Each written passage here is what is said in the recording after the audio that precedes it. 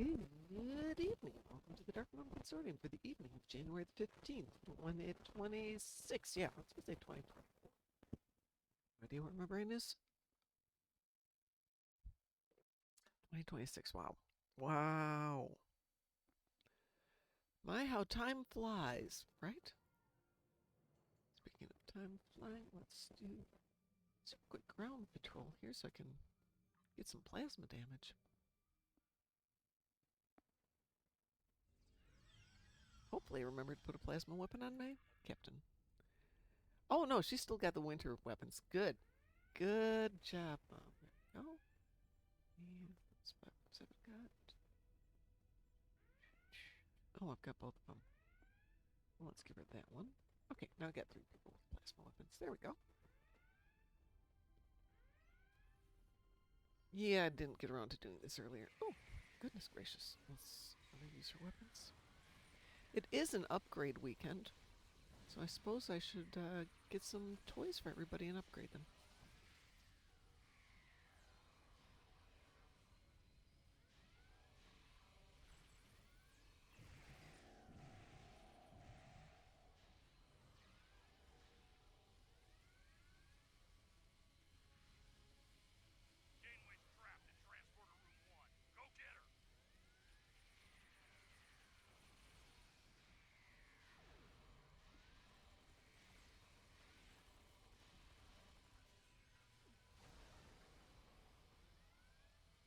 By the way, can you guys hear the game audio? I know that's what the patch was supposed to do today, and I wasn't having an issue with audio, but is anybody else having problems with it? They said it was primarily the North American players.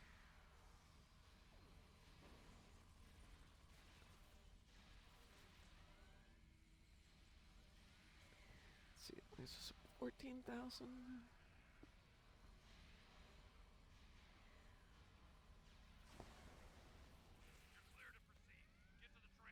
14,000.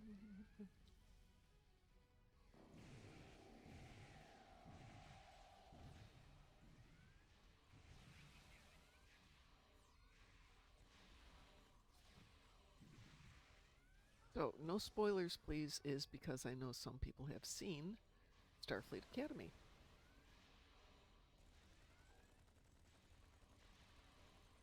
And we're going to watch it tomorrow as a party at 6:30, so if you'd like to join us and watch it, jump on to Discord at 6:30. No, we won't be doing it as a live stream, but just as a watch party, so everybody's welcome.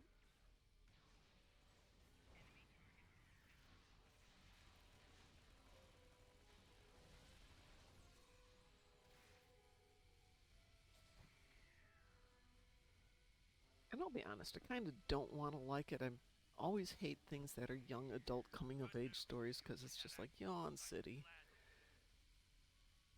But looking at some of the reviews today, they were, well, honestly, they didn't quite know what it was, so could be that.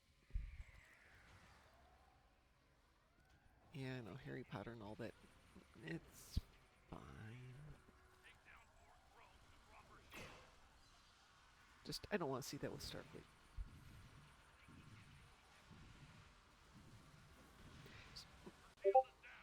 I think a lot of the times when they do coming of age stories, they are looking at what we would call junior high aged kids, high grass, junior high aged kids, or maybe even high school. But I always think of Starfleet Academy that should be college age. Hopefully more mature and getting ready for real world stuff. So how's life, Graz? Going okay, you? It's here. I'm stressing myself out unnecessarily. I don't know why. Why? Well, I have friends coming to visit, and my house is Yeah. set up for a person. They're not coming for 2 months. I've got 2 months to get my house cleaned up and ready. But I just look around and go, ugh. 2 episodes released. Okay, thank you. So we're doing that tomorrow? Yeah, tomorrow at 6:30 we're gonna do Starfleet. Chris went to see it or saw it. I know a couple of people who have done reviews on it who aren't the usual Trek people. Yeah. So they don't have any, any skin in the game. They don't care if it's good or bad, and they wouldn't know Jean-Luc Picard from Yeah, a anybody else. tricorder. Yeah, exactly. And what was their opinion? From the reviews, it was kind of hard to tell because I think they saw the first episode, made the first two episodes, and the consensus from the few of them was it's really hard to tell. Ah, Is this a coming of age story? Is this a new aspect for Starfleet heroes? Is this a continuation of a previous story that we don't really know? We haven't met the characters very well yet, so hard for them to judge. So then the 90-mile-an-hour fluff and stuff. Don't open the closet door, you'll kill yourself. Um, Actually, Maywin, everything I own is still in boxes from when I moved in. When I was still in boxes when I moved to that place, from when I moved to the place before that, and from when I moved out of my house. So there's a lot of, I'm going to get around to that. Now I have a motivation to get a lot of the boxes emptied. so how many keys is it going to take to for you to take a week off game and just unpack? That is a really good question. I mean, I should just do it, but I've been in this house for 22 months. And some of the stuff is just, I inherited silver, stainless or sterling silver service pieces. I mean, like a whole set of stainless or sterling silver forks and knives and stuff. I don't like it. I have my own stuff. That was my wedding stuff. That's Oh, what I use. It's really nice stuff. I use it every day. I don't need that. I gave somebody a complete set of sterling silver for Christmas because, or for their wedding because I had two full sets. They're like, oh, and I'm well, like, hey, yeah, if you don't like it, sell it. It's worth a couple thousand. yeah, Oh, yeah. okay. It's just stuff that it's like go through all the boxes and say, look at the other side. You probably have been told this before. If you're going to use it within X amount of time, Mm-hmm. unpack it. Yeah, If it has some sort of sentimental value, let it need more, signed it and gave it to you. Keep it. yeah, But if there's no real use to it, find someone that could use it. yeah. Well, the last present that my husband bought me when I was still pretty healthy was a Christmas present. He said, pick out what you want. Well, I needed new desks for my streaming, so I bought a set of beautiful glass and aluminum desks. It doesn't work here. They are too small and too wobbly, so I have these beautiful desks. And my son's just take them to Goodwill, and I'm like, but I could make a couple of bucks on them. And his argument is, and in the meantime, they're sitting in your house, taking up space and making you crazy. Just give them away. Sigh. He's absolutely right. Yeah, I was going to say, I'm going to side with him on that. Yeah, no, he's right. You're right. You're both right. But then I come to things that had a really strong emotional impact. So I love glass. It's one of the mediums I love. I have these beautiful um, hand blown bottles that used to have an expensive brand of brandy in them called Etter. They made apple brandy, cherry brandy, Calvados, and something else. And they would make hand blown bottles that would have inside of them a bunch of cherries, an apple, a pear, whatever. I have no. I mean, I don't want this anymore. It's beautiful. It's got to be worth something to somebody, but I can't find any place that wants them. I had to bring them in from Switzerland. You can't buy them here, or you couldn't buy them here.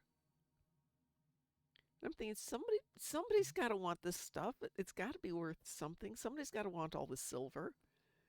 I just don't want it in my house anymore. It was my husband's or my husband's mother's. And as everybody dies, and I'm thinking to myself, oh my God, I'm not going to leave all this stuff for my son to figure out. Poor kid. Yeah, exactly. Yeah, when I'm done, I want him to be able to walk in the house because I'm going to leave the house to him and basically go, gee, I think I'll have it repainted and sell it. And great, don't have to worry about this stuff. Just sell everything. Sell the house as is. Ask your husband's family. Well, there's only one One of person them. left, his brother, who lived next door to us. So while I was packing up to move, he's like, "Hey, can I have some of that stuff?" Help yourself. Anything you want. You want your mom's china? No. Do you want your mom's silver? No, I already have one set. Do you want your dad's silver? No. Do you want this? No. Can I have the what did he get? He took the saw, the power saw. He took the drill press. He took some of the hand tools. He took the workbenches. But you'll notice these are not the emotional things he took. He took the practical Yeah. stuff. He's a smart man. Oh, he's a guy. It's plus the thing is, yeah, he's gonna get a use of it, and plus when he decides to get rid of it, there's probably gonna be a few people out there that are gonna be Oh, like, yeah. Uh, this within a few days on Craigslist, it's gonna be gone. Oh, not even that. We had a fairly big community there for garage sales. So when I was moving, everything I didn't want, I just put on the lawn. And people came by. Are you selling that? Yes. Are you selling this? Yes. Are you selling that? No. Somebody said, "Oh, I'll buy your bike." And I'm like, "No, you won't." Well, I could. I'm like, "Yeah, 20,000." And he's like, "What?" I said, "Emotional. That's an emotional thing. My bicycle. You can't buy that from me." Oh, okay. IKEA furniture, yours. Take it. Just get it out of here. Do you want the couches? No. Do you want the bed set? No. Do you want the beautiful, I think it was an Italian marble dining room set? It was god awful, but it was my mother in law's, and we had to keep it. And even my brother in law's like, "Nope, nope, nope, nope." We left it out for somebody to steal. They wouldn't steal it. I don't know, but talking about this kind of reminded me, uh, How I Met Your Mother. They had a Yeah. little thing of the the apartment triangle, where for some reason they would go put something out on the curb, Mm-hmm. and you see them starting to walk up back to the door, and it's then heavily implied that within halfway up the stairs they look back and the item's gone. Yeah. Yeah. I believe that. And then somebody Yeah, but grabs that's it, New York and then City, though. but somebody grabs it, and then they put it back out on their curb, and somebody else grabs it, and I would imagine that's. Hey, when I got my first few apartments, a lot of it, actually, some stuff for this place, is from curbs. The neighbors here put their stuff out, and they'll put signs out going "free to good home." And I drove by, some guy had some bookcases. I'm like, "Are those free?" He goes, "Yeah. Let me get my little dolly, and I'll move them over to your house for you." Okay, free, and he moved them. Uh, Word. how much are you going to complain about that? Oh, not at None. all. You'd be like, here, I have a beer. Here, take one. Actually, I There's helped him something. with something Yeah. else because his wife hurt her ankle or something. So I was helping him rake up the front lawn one day. It, Oh, no, pretty much fair yeah, trade, right? exactly. Yeah, you get some free labor. I got some bookcases that otherwise would have gone out into the garbage. Hi, Chris. Hi, How are you? I'm good. Just chilling. Oh, good to hear that. I You know, just when my parents passed, I paid some. I didn't pay them. Um, I got a company to come out and do an estate auction I called the because it company. was just so much. My stepdad was a pack rat Okay. and a tech pack rat. Oh, So oh, he even had a unopened brother dot matrix printer from like the early oh, jeez. 90s. I was just like, why is this stuff here? He had anything and anything, more Raspberry Pi computers than you could shake a stick Oh at, my God. more what's that, shortwave? You know, the little Yeah, yeah.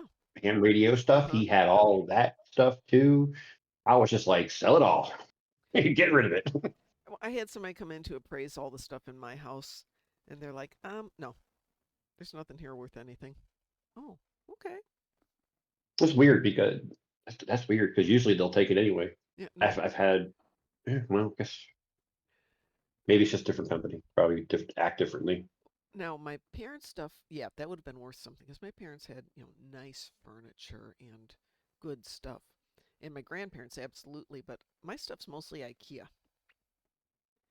Yeah, which is absolutely fine. Swear to God, my IKEA stuff has lasted a long time. Good investments. I've had an office desk since I was in my 20s. Uh huh. I'm in my early 50s now. So I bought it. It's I was super working. simple. It's four Yeah. pieces of wood, Yep. and it has no drawers. It's just It's a a desk. tabletop, Right. Right. and that's all it is. I love it. Back in the day when I worked for a company, we would have people come over from Germany and they'd stay working with us for like 1 to 2 years. And one of my tasks was to find them an apartment and get furniture in there. And I would always go to IKEA and I'd buy all the furniture and I'd spend 2 days building the furniture and setting it up so that people could just move in and have everything there. And then when they left, I'd break all the furniture apart and I wound up keeping one of the desks, which I don't have anymore because Id took it with him when he moved from here up to wherever Id is living now. But that desk has got to be probably close to 20 years old, and it's still fine. You're right. It's 4 pieces of wood, 2 sides, a top, and a little front piece. The thing has lasted forever. I bet you I know which one. I know which model it is too. It's called the Michael. I Yeah, have one. exactly. That's exactly the one I'm talking I about. love that They don't desk. make it no more, No, they don't. It was my favorite desk. and it's stupid. It was like what, like I think like 60, $70. It Yep, was so cheap. It yep. was just, and it took like 5 minutes to put together. Oh, it was They could great. charge $100 for it. 150. I Oh would yeah, I buy it still in would a pay for it. heartbeat. Yeah. Oh, that thing was great. Uh-huh. And that thing has gone through so much. Hmm. So many. It had at one point it had so many paint piece, little paint, markings all over it from when I Uh-huh. was doing Warhammer. Oh, I was going to say my son's desk, which is a just a piece of rock maple that is so hard I can't cut it, and it's so hard I can't put legs on it because the drill bits keep breaking off. But same thing. It was for doing his homework, and over the years, it's become a little bit of this shade of blue, a little bit of that shade of green, a little bit of silver, as he would do all the Warhammers. Hi ho hell, down here in Florida, one young man on my own, I learned the hard way be wary of free stuff only because it's probably been through a flood and is being thrown out because mold or etc. One bad piece of furniture can make you sick and spread to everything else you own. This is true down there. We don't have a lot of hurricanes up here in Indy or Chicago.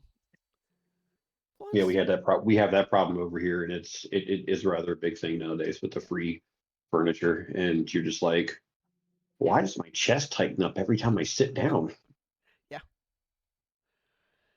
Yeah, we thought that was the problem. My son was having those symptoms at one point. I'm like, ah, it's mold. Ripped out all his carpeting, got him all new bedding, all new carpeting, all new blah, blah, blah, blah, blah. Still having the problem. Turns out he was in heart failure. Slightly Ooh, different. Yeah. ooh, That was a ooh, fun couple months. I bet.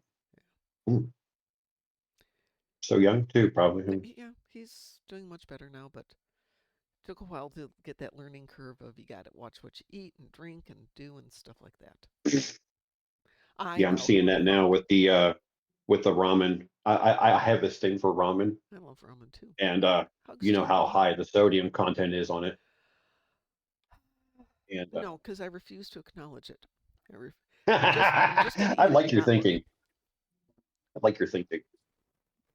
Kind of the same thing of I don't go to doctors because if I did something, something would Yeah, I, magically I'm become fine wrong. right up until I go to the doctor. Right? I'm Now, gonna go when you're on death's here's door now. here's the question: Is Hmm. this most of the sodium in the packet or the noodles? It's in the packet. There's a little bit in the noodles, but it's mostly in Okay. that packet. For me, Mhm. I'm usually dumping this. Oh, I'm cooking the stuff in the packet with the noodles, but then I'm dumping this stuff out. yeah. If you go to a ramen house where they make proper ramen, not nearly as much Yeah, sodium because they're making completely fresh different. broth. Yeah, that stock broth is way different Yeah. from what you Yeah. make. I have to say though, the I noodles have learned. are great in a pinch if you don't have time to make anything else. It's like, yeah, 3 minutes. I've got noodles. I can, I don't know, throw You know what? in You know something. what sounds really weird? Hmm. Whenever you have ramen, just one day throw in like a craft single in there. Let it Really? melt, mix it in. You will be. It is so good. I don't know why. I don't know how. That I just saw it. I would see it online on YouTube all the time of them, Koreans and Japanese putting it in, That sounds putting a intensely wrong. slice of cheese. You're like, what? No, it's really good. It makes the broth thick and creamy, Oh yeah, it would, wouldn't it? and it's so It good, certainly so good. isn't going to help with the sodium though. Well, I mean, In for a penny, in What for a will pound. help with the sodium is if you got rid of the soy sauce, the ready-made soy sauce in particular. Well, here for the ramen, it's the dry ramen, a packet of seasoning mix, and all the sodium's in that seasoning mix. So if you just cook up the noodles, even if you put soy on them, you don't have to put a ton of soy on them. You could, just do the noodles with something else. It's that broth mix. Now, Yeah. at our ramen house, they make different kinds of broth. Some have got soy in them, some don't have soy, some are vegetarian that don't have a lot of salt in them. So I would think those are probably healthier, but it's not 25 cents package ramen. It's $15 a bowl ramen, Right, right. which kind of defeats the And I'm purpose of picky ramen. about my ramen too. Like the packaged ramen, I Yeah, won't eat Maruchan. it's not the best, is it? With the comparison ones where they compared the contents of the soy sauce packet. There's Mm-hmm. a sauce packet in there and contains, among other things, soy sauce and so much sodium. Oh yeah, And they compared that to a bouillon cube. yeah, And the bouillon cube is like 97% salt, yes, and yeah. it had less sodium somehow. Oh my God! Oh, that's It's because of the terrifying. MSG in it. It's because of the MSG in the salt in the flavor packet. Right, because that's more sodium.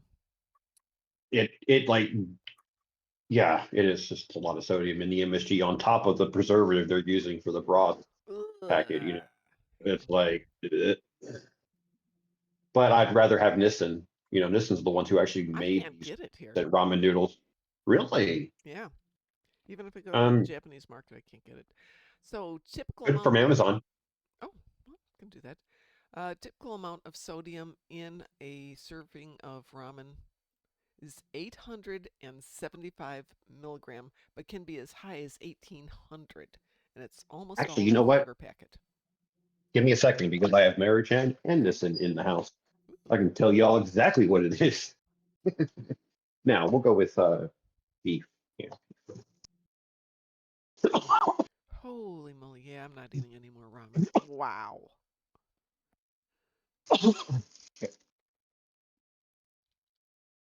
Okay. Let's see. Listen, one package is a serving. Mm-hmm. Sodium level is 1,330 milligrams, which is Oh, actually surprisingly only 58% of your daily salt yeah. Well, requirement. straight out soy sauce for a tablespoon is only 879 milligrams, which is about half of what you should eat. But and if you get low sodium soy, you can cut that back. But oh my God, that's a lot of salt.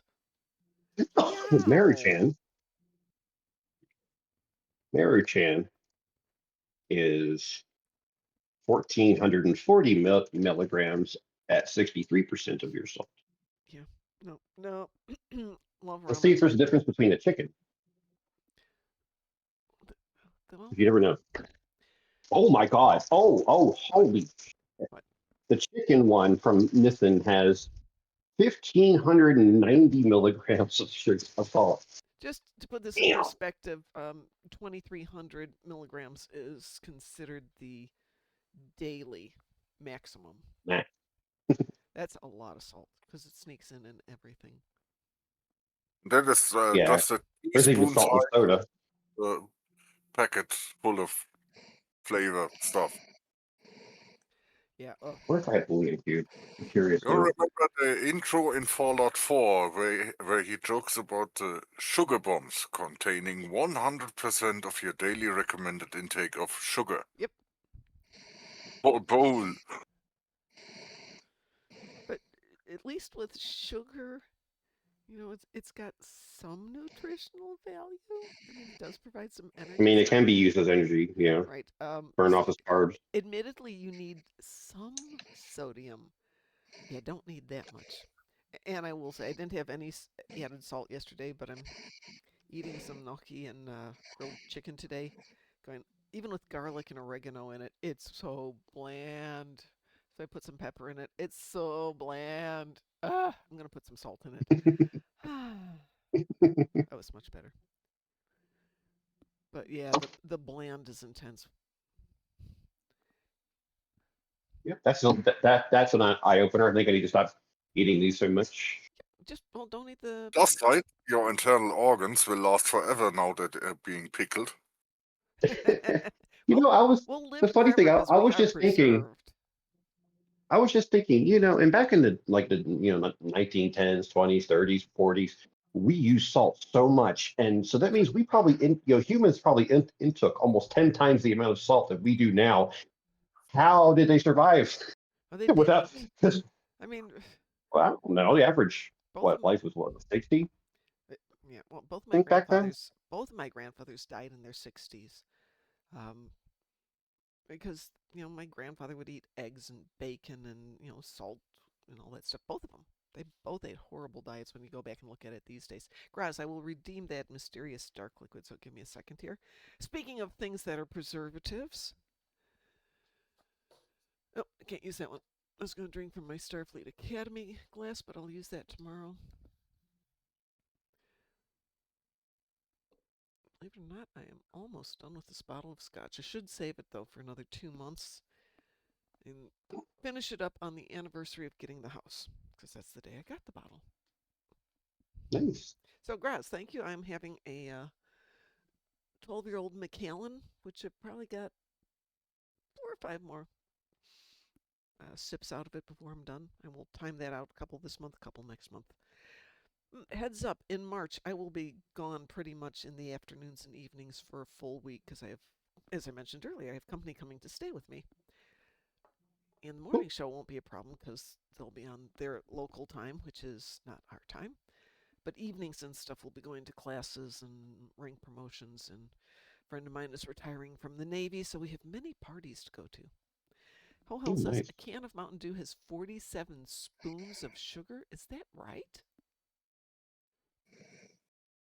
Well, it's funny enough. I have a Cherry Coke here, 20-ounce bottle, Yeah. one serving size,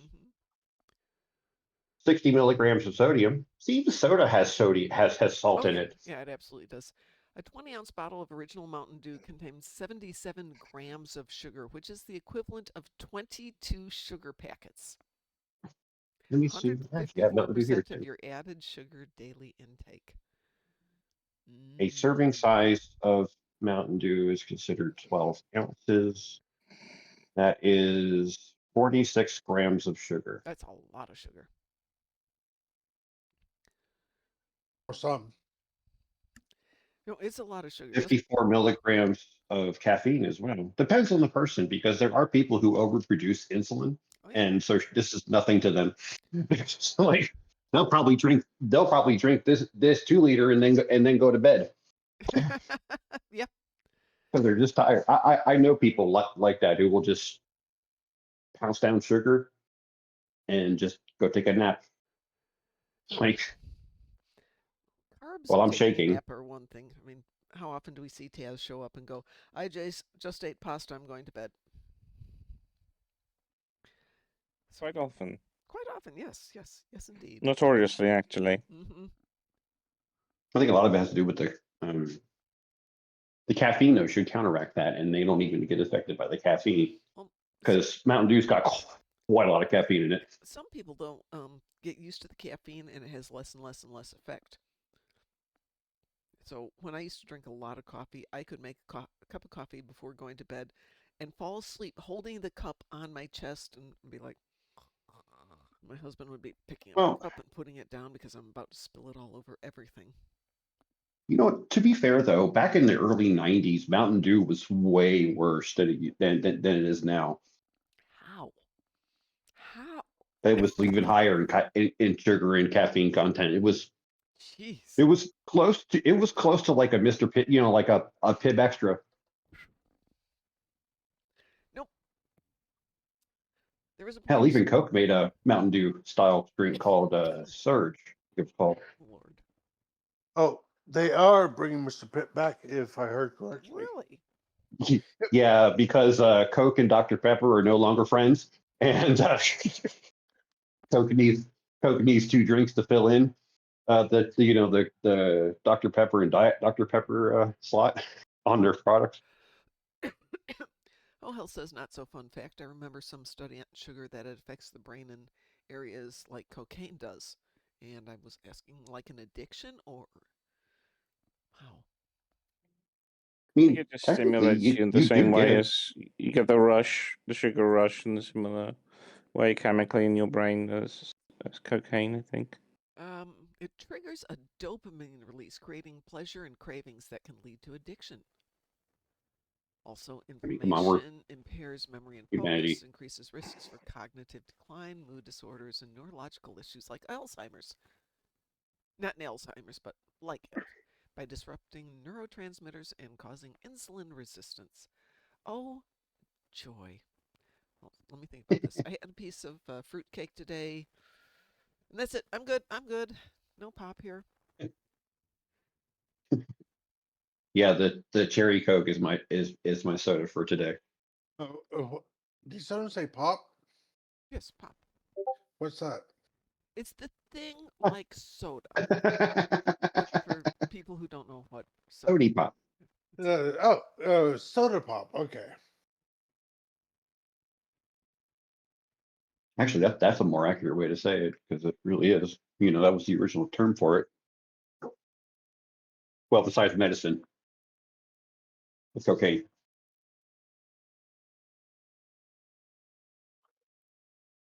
No stimulus. Without details, Saab just gave Starfleet Academy another positive response. Who did?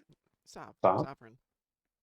Oh, okay. I Well, thought there I you thought you go. said Saab. I So was like, Chris had a fairly positive response this morning, and now Saab's got one. So these are two people I trust. So Well, for yeah, once, it doesn't make the sin of discovery of focusing on a singular character. Everyone gets a fair share. There's time for everyone to develop and show a little bit of each of the characters. So I don't think it's going to be making the same mistakes as Discovery did, being too much we're gonna focused have to. on one character and letting others to having some breathing room. So on So that that note, means I think we're it's a gonna need a positive. scorecard. Hohel What? says soda was supposed to be served with ice cream in the days of the soda fountains in shops and cafes. Do you know why Sundays are called Sundays? You It's bought them real. on Sunday? A lot of places won't let you serve them because it was a holy day, religious day, whatever. People went to church and they're like, oh, no, no, no, none of this pleasure stuff on Sunday. So the cafes, the sweet shops, renamed them as Sundaes. Didn't put them in an ice cream cone, served them in a glass, so it was more of a you had to sit down to eat it type thing. And they spelled it as Sundaes, trying to get around the local social That's pretty restrictions cool. on eating them. There's no law against it, but a lot of places are like, no, can't do that. And yes, Grass asked the question, how needs to do the event? Which I'm gonna bet means who needs to do the event. Does Yeah, anybody? sorry. I figured you're going there. What ship am I in here? Oh no, let me go get a Federation ship They have a place up in New York that like still makes Coke the way it used to. with cocaine. No, no, no, no. Oh, Like with the syrup, with the pumping of syrup and then putting soda water in, and mixing it all up, and really? you'll yeah. But apparently it tastes flat. And I'm like, it probably means the soda water's not Yeah, good. I would like to try that. You can just buy a really soda stream. Yeah, you can buy SodaStream these days. I remember my mom taking me to a pharmacy. Yeah. I can't. I think it was in uh, Muskogee, Oklahoma, but they actually still had a soda stream, a soda counter. Yeah. Nice. So there used to be a soda counter at the Schlips Pharmacy in Let's call this Downtown Sawyer. Downtown Sawyer, you have to appreciate, was from my cousin's lumber yard to my grandmother's church. He had a grocery store, a farmer's market for the farmers, a post office, and two more churches that weren't mine. A post. That's it. That's it. All on one street. From the railroad tracks where it started to the Huh. church before you leave Don't town blink. was a quarter of a mile. And it had the pharmacy where you could go and get a real soda. That's like a town down here called Waller, Texas. Don't blink or you'll miss it. Mm-hmm. You're going through it. Yeah, same thing for Sawyer. There's one traffic light here at that in that town, and after 9:30, it just blinks yellow. There is a traffic light in Sawyer. It's on the far side because I don't know why we have a traffic light there. I have no idea. Anybody else? I've got What's the Reasons. Hell and I've got Graz. Anybody else want to join us? I already did it this morning, fortunately. Okay. I've already done it too, but I'm happy to do it. Pepsi was substituted for Coke. Pepsi is the reasons why we have no substitution laws nowadays. No, it's not. We've no. What would be a no substitution law? Just out of curiosity. I was laughing the other day when Pepsi got bumped down to third Really? on the, yeah, Dr. Pepper and beat them out. No. Yeah, so now it's Coke, Dr. Pepper, and Pepsi. And then Jones comes fourth. Jones is kind of cool. That stuff's weird. Jones's Durant, Fallout Michigan. sodas are a mixed bag. Oh, Nuka, I actually just got a bunch of them. The Nuka Cola Victory Oh, I don't know is that. a peach mango flavor. Really? Yeah, it's really strange. It kind of tastes like a peach fuzz. You know what I mean? Like you get Mm-hmm. that. I don't know how to explain it. It has that weird flavor to the like when they made it, they left the skins on. And then Sunset Sarsaparilla actually tastes kind of like Dr. Pepper slash, but like mixed with root beer. Sarsaparilla was actually a type of root beer, if I remember. Yeah, Yeah, it tastes very much like root that's beer. probably what it. So it probably actually is sarsaparilla. It's hard to know with these names. Nuka Cola Grape tastes like a '90s grape soda. Very very chemical, kind of weird. The worst one though is Nuka Cola Quantum. If you like sour drinks, No? have fun. It's like a berry. It's like a berry lemon Wow. sour soda. It is puckering. So we have It's a. puckering. What's the chain? Is it Pop Fizz? Is that the chain? Hi, Ho Hell. I'm sorry. Hi, Chosen. Not Ho Hell. Hi, Ho Hell. Saw you there too. Yeah, I know. Paved road. That's because we have truck stops. Is a sour berry lemonade soda. Is it Pop Fizz? Is the name of the place? I Yeah, actually got Pop. some Moxie the other day. Hmm. So that's an old brand. I hadn't seen it forever, and Amazon was selling it. Rocket Fizz. That's the name of the place I'm looking for. Felt like a soda shop. It is a soda shop. There's a chain of them. There's a few around the country. But if you want to go in and get your weird sodas and weird candies, that's the place to go. Hmm. Sawyer has paved roads. Well, yeah. Slicker, just like what how Mom said. City slicker. Yeah. It has a paved road, please. The main road through Sawyer is a paved road. But now it's getting yuppified because Sawyer is next to what's the city that's getting popular? New Buffalo. So things go in cycles. When my parents were little kids, Sawyer and the area around it was either for farmers, that's my mom's side, or it was the summer homes for the wealthy people from Chicago, that's my father's side. And so you'd have these nice houses on the beach or near the beach, and then you'd have the farmers towards the town. And it's kind of that way again now that New Buffalo has gotten more and more popular. All those nice homes on the beach are turning into like McMansions and really cool places. And then if you get back in towards the farmland, the houses are slightly nicer, but definitely not on that same scale. I'm going to cue us up. Do we want space or ground? Up to you. We have sodden huts made from cow patties. Say that again. Do you see sodden huts made out of cow patties? Yes. You went to Texas? You went to Texas? No. Put us on space. Wee woo. You didn't say hi? You didn't stop by and say hi? Damn. I will be down in Texas in the middle of April. Briefly. All right. Pardon? I think you were telling me about that already, right? Austin? No, Dallas. Dallas, yeah. Yeah, we were talking about the I-20 45 thing and to stay away from it. Right.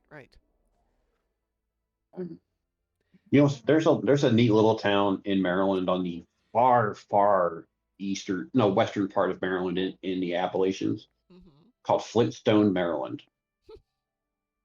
Population of last I was there, it was like 76. Okay, big town. They don't even have a post office. They don't have a traffic light. The closest place they have to go is Hagerstown to go to do mail stuff, which is like 30 miles away. It's out there in the middle of nowhere. So occasionally And I have to go to class, and I'll take an alternate route out there, which takes you on this country road. And there's a couple of towns that are basically a gas station and a couple of houses and not even a stoplight, just the flashing yellow light. That's didn't have that. They had one bar in that town. Well, I say bar, but I meant like one bar gas station / mechanic shop / local corner store / lottery / cigarettes, all that kind of stuff in that one building. He had this sign in the restaurant in the bar part. It was because they used to make like burgers and steak and all that kind of stuff, and he had a sign that says, "This isn't Burger King. If you don't get it the way I make it, you don't get the son of a bee at all." Get what you get, and you'll like it. Yep. Used to stop over there when we go hunting because, well, he had fresh beer. Brew his own. I gotta say that's one of the best things about Indianapolis. Everybody brews their own beer. Restaurants brew their own beer. Some places distill their own bourbon. Bourbon's a thing here too. No, he carried Yingling. Ah, yes. And only Yingling, so he had all the flavors of Yingling and stylings. That's a very Indiana beer too. I miss Yingling.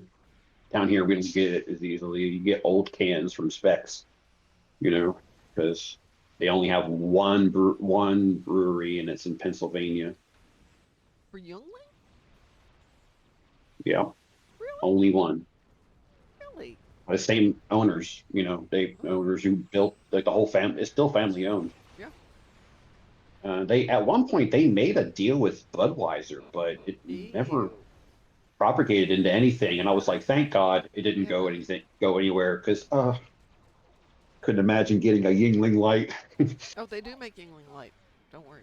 But the Budweiser version of it, No. because they're going to want to take the original and then just go with it. Even Coors Light is awful. At one point, they were going to build a pack of Minnesota at one point, but nothing ever came of it. It was pretty easy to get here, so I assumed it was something Indiana-esque. Yeah, it's more like the Northeast. It's just like all that area that they can adequately get beer to, pretty fresh. Still not really that popular compared to others in the area. Well, the thing that seems to be super popular here is IPAs. Yeah, and they won't do stuff like that as much because they do the German brewing purity laws or something. They follow all of that because that's where they're from. I cannot remember the name of the purity law. Can't remember either. Watts, What's you're here. Purity law. That is the name. Yeah. Reinheitsgebot. Thank you. That's the word. That was it. My husband used to brew his own beer, and he tried to follow the purity laws, and then he's like, yeah, or I could get creative. Yes, or you could get creative. The ones that were super creative that exploded all over my living room did not make me really happy. I mean, would it? Oh, it did. It was. I came home one day and I assumed the dogs had been sick all over, and then saw the carboy that had blown the lid off of it, and all the wort was everywhere. Ah, ah. You know, at one point, Yingling was selling brew at home kits Oh, sweet. that they would sell online because for people who couldn't get Yingling fresh. But the company that they partnered with went under.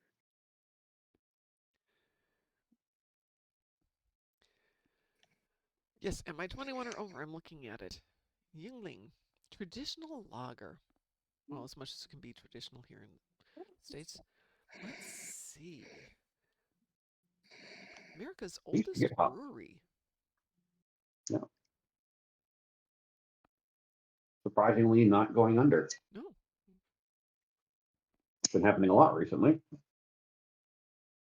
Visit us. Ooh, they've. Oh, they have a museum and gift shop in Pottsville, Pennsylvania, but they now have a draft house in Tampa. Also, maybe they did make the brewery down there. I just missed it. Well, then Yeah. they need to close the doors. Since 2001, Tampa has been our second home. We're bringing 6 generations of brewing from Pennsylvania to Florida. And they have a bar as well with food. So they sent one. So they sent one of the grandkids down there. Yep, that's exactly what it looks like. It looks pretty good though, and it's on tap. It's on tap. Oh Yep. yeah. Maybe they brew it there too. I have to go visit Frost and say, Frost, I need to go down to Tampa. Hi, Joshua. They need to move over here too. Damn it. We've got so many breweries down Oh here. yeah. They can just add it to themselves. Let's get We out got of like here. St. Arnold, Stringerbach, Carbach. I mean, crap load of them. What's terrible, ho hell beer? Beer is good. Beer is proof that God It's not. loves us and wants us to be happy. That's right. I have an SNR. There we go. Out of the SNR. Woo. And Chosen is done with his daily for today as well. Hold on. So, Chosen, you're still finishing up the daily for the last meta event. You're not in the new one, right? So you're still in meta event 7 or whatever that one was?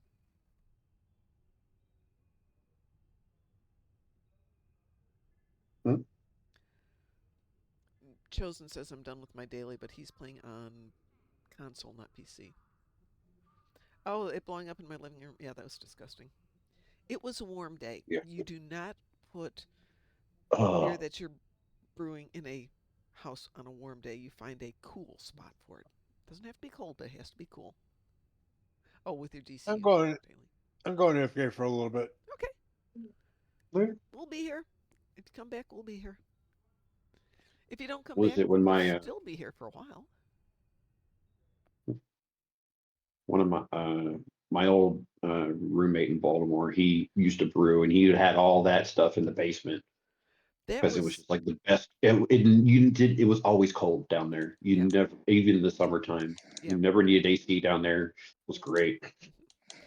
So after my husband passed, I'm getting ready to sell the house. I realized I have all the carboys and everything else that you need for brewing. And one of my friends brews mead. They have their own. They have a farm and they have thousands of wild blackberries every place. So they make blackberry mead. If you ever see, there's a blackberry mead that you can get from Illinois from St. Joseph. I think it's St. Joseph, where the wild blackberries are insane. They've just taken over, and they've started to make that a regional thing. Well, he figured he'd do the same thing, and then they thought, hey, we'll start a meadery, where you can make different kinds of mead, and they'd sell it to the public. And then they thought, okay, we can do that, and this is what we'll do, and this is what we'll do. And then they started to realize how hard it is. It's legal to make your own, as long as it's in limited quantities. Selling it gets slightly trickier. That's when you go to the rent fairs and you see people selling bottles of mead.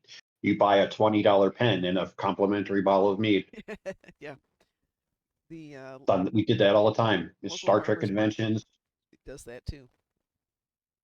Star Trek conventions when when people were making Klingon bloodline and Romulan ale, $25 a pen with a complimentary bottle of whatever you want.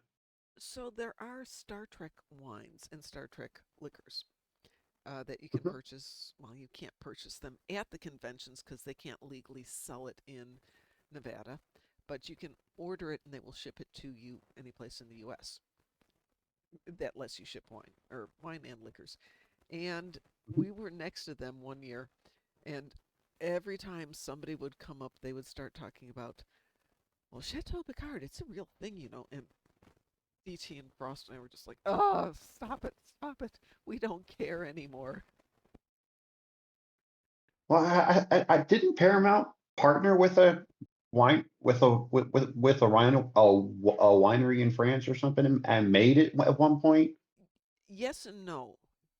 They licensed the winery to use the Star Trek Yeah, that's what I name. mean. Yeah, Like they partnered yeah, with that company's still in to get business. a license. Yeah, that's that thing that was in Vegas.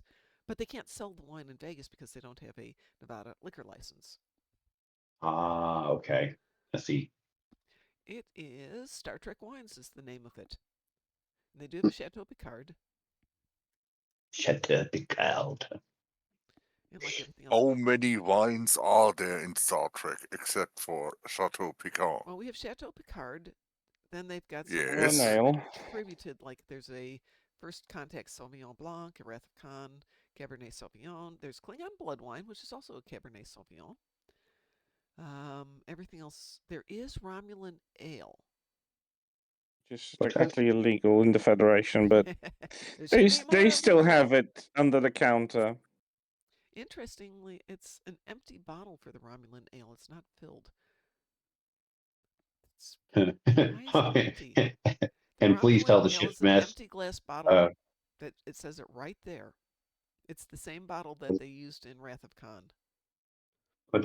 What did Kirk say in Star Trek 6? You know, and please alert the kitchen mess that Romulan ale is no longer to be served at diplomatic functions. Exactly. Exactly. And their wines to me are on the sweet side. If you like your Cabernet Sauvignon sweet, the Chateau Picard's a little and on the sweet side. They also make a Canard, and I think they were making liqueurs too at one point, or spirits, but I'm not seeing anything here, so maybe that was limited. But the bottles are beautiful. Oh, I bet. Oh, they got smart. They went I out wouldn't to mind a few whiskey bottles. yeah. If They they make some. went to the Angled Rocks in California. Come on, what's the name of it? Where Kirk fought the Gorn. Somebody, what was the name of it? Festus 3 or something. No, it's a real place in California where those weird angled rocks are. Oh yeah.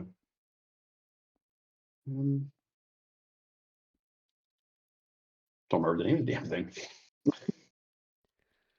If Borg King was here, he'd tell me right away. Vasquez Rocks.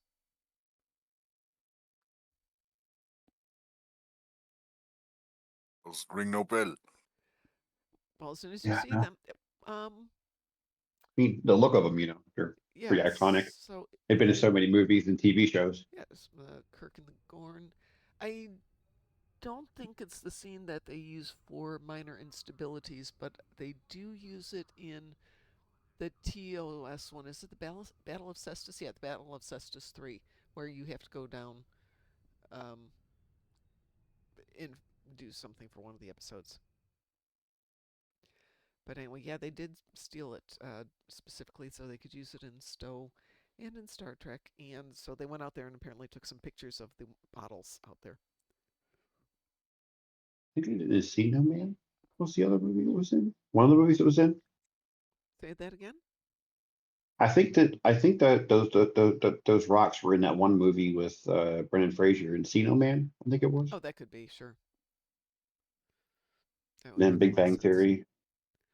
Well, you'd have to do Big Bang Theory. Yeah, that's when their car got stolen. Right, When they were exactly. getting pictures. Exactly. Perfect. I want to go home. Would anybody like to do anything? Does anybody need to do anything? Not really. Okay. Well, it's going to be a quiet night here tonight if we're not doing pew pew on things. We could talk about Star Trek. We always talk about Star Trek. So, yeah, so two people who know their Trek have given, I don't know if it's praise, but are giving Star Trek Academy, Starfleet Academy, Okay. some not hate. So, yay. I'll take some And not okay. hate. Just a You know, thumb. after everything we've had, even if it's it may not be a thumb up, but it's not a put it to death. You know, like hand wave. Yeah, we're at that point of, oh, what was the last new Star Trek we got? We got Strange New Worlds, right? Which, by the way, they think will be released around August this year. That's fitting. It's about the right time. Yeah. They say it's usually 1 year from when it's completed filming, so that will be about August. And they The thing takes them 1 year to film one season of 45-minute episodes. it doesn't take them a year 10 to of film them. it. 10 of them. Well, film it, cut it, edit it, everything. I don't believe that. I cannot believe that it takes them a full year to edit 10 episodes. Can't do that, but yet they can do it on the fly before. Yeah, exactly. I mean, if it's a pinch, you could do it. But they don't have a reason to have to do it. I mean, you go back to old TV. When I was growing up, the new season always started about the beginning of September, just after Labor Day when kids were going back to school. That would be the beginning of the new season, and it would run for roughly 39 weeks. And they'd do 13 weeks, and they might do a repeat during the holidays, and then they do another 13, might do a repeat during the holidays, another 13. That brought you up to the end of the school year. The summer was entirely repeats. And rinse and repeat and do that all over again. And then they started cutting it back from 39 to like 35, 36, and then they'd cut back a little bit further to 30. And it finally got to the point where it would be 26 new episodes per year and 26 weeks of repeats because it's that expensive. But now we're seeing seasons that are only 10 episodes, but still taking Needs to be the standard. a long time to get back out. I don't know why it shouldn't be. It doesn't take them any longer to record them. If anything, it takes less because they're trying to do that on a budget. Every actor they've got, unlike back in the day when you've got your Perry Masons and your Dick Van Dykes, those people were committed to only doing things for the television show. And if they wanted to do anything else like a movie, they had to get basically the company to give them a blessing to go leave for a while to go work on something else. So you'd make your nowadays they have to actually the show needs to adjust to their scheduling because they might have some sort of pre-contracted movie shooting, etc. So they have to make sure that like I mean I think because shooting sometimes needs to be planned like this. I remember it started reporting like during COVID that not all actors could travel, so they could they had to shoot their scenes or they had to do rewrites to actually write them into a scene when they were able, so they could add them at a later part of the season. I remember Discovery had that a lot of times in the other seasons that were shut during COVID, that they literally just had to like shuffle people around. Same happened in the final season. The two actresses that were like the helms at the helm. One was at the helm, the other one was the ops. They Overshikun and Kayla Detmer, they needed to be reshuffled because they were shooting something else and they couldn't get them, and they weren't assuming that this is a final season when they were shooting the main stuff. So they wrote them out of the season for the most part, and they only like made additional shots that were not reshoots, but like extra shots added to the finale so they could be actually written into the ending, so there will be some sort of closure when they already knew that the show wasn't going to get a season 6. So yeah, sometimes it's just about adjusting the scheduling, and I've read on many occasions that like they had to extend the shooting or like to have additional reshoots, which actually stops the entire post and montage and putting stuff together. Because until you have the full footage, you can't put stuff together, or Yeah. like you need to make time for it. So right now, it's sometimes a bit more complicated. TV series don't usually get people contracted, as Mom said. They don't get them contracted permanently. Unlike until the show is done, you're not getting any other work done. That's unworkable these days. Which is probably one reason they also try and get as much done in however many weeks it takes. Old school would be you'd have a maximum of 1 week to shoot an episode because you had to be on to the next one for the next week. So that would be 5 to 6 days, and everybody gets a day off. I don't know. I don't know anything about how they do it these days. I wonder if it's the same, where they try and get one done in a week. So if you're going to be doing 10 episodes, you have to make a 10-week commitment, but that gives you the remaining 42 weeks of the year to go do your other stuff if you have other stuff to go do. So that's interesting. Apparently, Paramount went through with their with what they were saying about consolidating everything and taking everything off the other people's stuff. Prodigy is no longer on Netflix. Yeah, that has been a discussion. Didn't they pay for it? They paid to show it. They paid to show it. It was already done. It just needed distribution. Basically, they just paid for distribution, and they got licensing for a period of time. It was always a done deal for a set period, unfortunately. I mean, it has been on at least here Sky Showtime for a long while, so yeah, it's depends where. It's what's regional stuff. It's what annoys me many times because it's like, oh, in Germany you can have this and this and this, but like you move the border and like Netflix doesn't have this, this and this. Well, Prime has it only paid, even though they have it in Prime everywhere else. So it's like, ugh, it's a big headache, honestly. Okay, I'm going to go look at something real quick. I know Paramount Plus has removed some Star Trek content from its streaming service. Let's see what I Oh, I can see But it's everything going to be here. distributed somewhere else because they bought licensing somewhere else. Well, Darn. I don't remember which service was it. I don't think it was Netflix. hang on a second. I'm going Probably Tubi. They've been buying a lot of stuff recently. Yeah, everything's they've still here. got TNG, the original series, Lower Decks. Have it all. You got them all? Okay. Yeah, they have them all. Sweet. Yeah, they got Picard, Discovery, Enterprise. And all the movies are on there too? I'm Do they looking at have it now. Prodigy? I don't see Prodigy. Let me Okay, just actually that's what I was type the wondering. long form word out. Prodigy. Yeah, I can spell. Yeah, I can't. Nope. Okay, so it's not even on Paramount Plus. That is stupid. You already own it. Just put it up, Yep. Let's see who has it. Nobody. Yeah, It's and supposed to be on licensing and Netflix. distribution is really You annoying. could rent it from YouTube You can rent it? and Prime. Yep. YouTube and Prime recently started having literally anything for purchase or rent, so You can.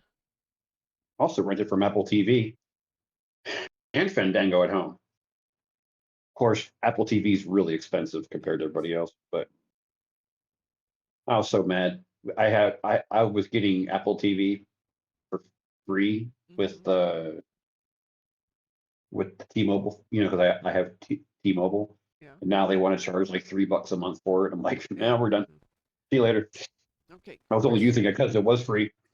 Chris, you can purchase Prodigy on Prime, but it's $3 an episode. And you've got 20 some episodes in the first season alone. So, I mean, that's $60. I have an option here. Let's see, Amazon. I mean, I have You Prodigy can buy the on whole Sky season for Showtime, but 10. But yeah, you can buy the whole season for $10, so that's much better. I can buy it and you can watch it on my screen with me, Chris. well, as I said, I have it on Sky Showtime, so I can watch it anytime I want. Oh, good. I'm glad to hear that. I love that episode where they had the Terran, the one where they went to the Terran world, and even the whales were evil. It, it's just not my cup of tea. It took me a while to get into Lower Decks, but once I got into it, it was like, oh, this is great. And with Prodigy, I never had that eureka moment. Yeah, they either. But I just love that. I mean, I watched it anyway because Star Trek, and I was I like, love this like second season with don't was know if I laughing. can spoil it with, but there's a cameo of a character from TNG that is brilliantly written into the story, but it gets a bit chaotic in the second half of the season, but I still liked it. And a lot of callbacks, and there was a lot going on. So Yeah. today's trivia quiz for Star Trek was one I didn't have an answer for. What's Chakotay's first name? Isn't that his name, like Bob. Cher? I thought, Uh, I thought it was Commander because I don't remember him ever being called anything else. I'm wondering if he just as a tribesman because they invented the tribe thing. Wasn't that just that's his name? Like Pocahontas didn't have a second name either, so I guess they assumed this is normal for him. I don't think he had a second name.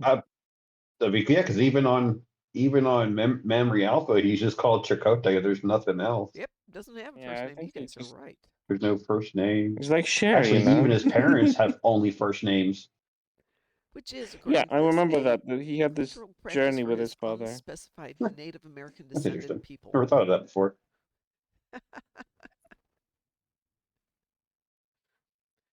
By the way, Robert Beltran suggested it should be Fred. And that's something in the line of what he could have come up with. Yep. Very, very creative. Fred Chakotay. Jesus. It even sounds wrong. Ugh. Well, we can take it as a Well, then homage. Pocahontas needs a new last name, and I'll name her Pocahontas Smith. Ooh, cold. Cold. Why not? Wow. I mean, aside the fact that historically Pocahontas' story does not have a Smith, if I remember correctly, Yeah, but John Smith.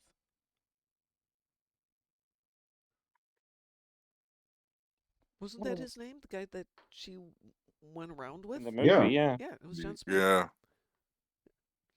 Hohel points out, I think his grandfather called him something else, though, in an episode where aliens were affecting his mind trying to communicate. You may be right about that, Hohel. But the few Americans who do not call themselves Native Americans, they just call themselves the people. Some have first and second names, some just have one name. I don't know if it's a cultural thing or just as an is thing. Interesting. She married John Rolfe, Who? uh, Okay. tobacco magnate, apparently named John Rolfe, and she died in Kent, England. Yeah, yeah.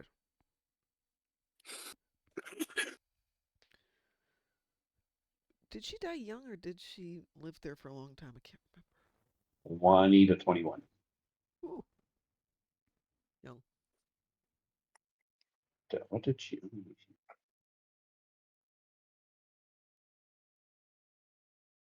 Died They of made a all remake unknown causes. remake of the Disney movie called Avatar. If anyone's interested, I'm Oh sorry. joy. Avatar? it's literally just a remake of Pocahontas. Yeah, okay. It is an old story that got redone. I know, like, Roz likes Avatar. I don't mind it. It's just like it wasn't very creative for an entry movie. It was just like, oh look, let's It was make Avatar in space with giant blue aliens. it Like, was a okay, yeah. spectacle of a movie. It was a big, over the top movie. Technologically, I Yeah, don't fault it, but for Cameron bringing up that story as a first entry to the world, Interesting. well, you know how he is. Speculated. Now Speculated causes. nowadays we are even less creative. We just make remakes and reboots and reimaginings of stuff. I was watching a interview with, I think it was, who's the guy who played Loki? Tom Hiddleston. Eagle Yeah, something. Hiddleston. Hiddleston. And they were asking, well, what do you think is the funniest movie? What is the most dramatic movie? What do you think is the best science movie? And I didn't necessarily agree with him, but what are you guys thinking of all the movies you've ever seen? Which movie do you think is the best science fiction movie? Moon. Which one? Moon. Moon? The guy mines on the moon. Yeah. Oh, I don't know that one at all. I've never heard of it. There's a guy who is alone mining on the moon, and his only companionship is robots, and he wishes the day when his term on the moon would end, when he gets to go home. And I shouldn't be spoiling the rest of the story. Oh my goodness. Yeah, it's a real movie. It's got Sam Rockwell, Dominique McElligott, K.S. Cloderia, names I don't know. Let's see. Sam begins to suffer hallucinations of a teenage girl and disheveled man once and goes on. Prince. Oh, that's interesting. Kind of reminds Okay. me of that Adam Sandler movie that came out recently with that spider thing in his ship. That was creepy. I don't know that one at all. I'm looking. Yeah, it was him. He was going to like the edge of the galaxy, going to the edge of the solar system or Yeah. something. I can't remember what it was. And he either hallucinates or this thing is real, and it's supposed to either be an alien Who or a was in it? giant Who was in spider. it again? Just pretty much just Adam Sandler, the whole entire movie.